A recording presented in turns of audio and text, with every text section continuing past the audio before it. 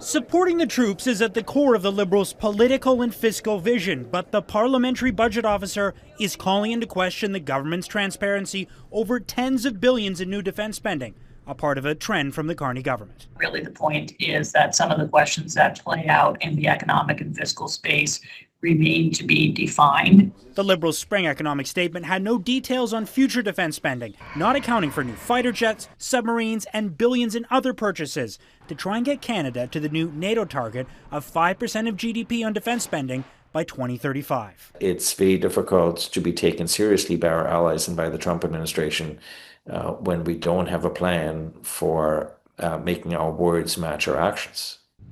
The PBO estimates hitting that NATO target will cost an additional $159 billion, and not including that is a risk to future deficit projections, currently expected between $50 and $60 billion each of the next 5 years, a concern for the former budget watchdog. Making national defense an historic priority because of the NATO commitments.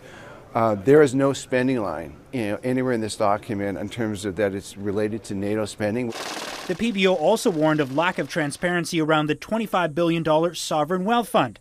Establishing a new sovereign wealth fund when not in a fiscal surplus would result in a leveraged investment for taxpayers.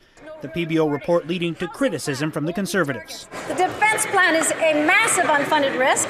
The tens of billions in new spending has no clear government governance, no updated costing, and no transparency on delivery. Despite the critiques, the PBO says the federal government's fiscal position has strengthened since the last budget, with the Liberals pointing to improved growth figures. One thing you have to look is that if you look at the net debt to GDP, Canada is the lowest in the G7. The PBO also said increasing interest payments on federal debt are on a concerning upward track, projected to hit over $80 billion by the end of the decade, a number that could rise if interest rates increase, something the Bank of Canada warned could happen soon thanks to the war in Iran.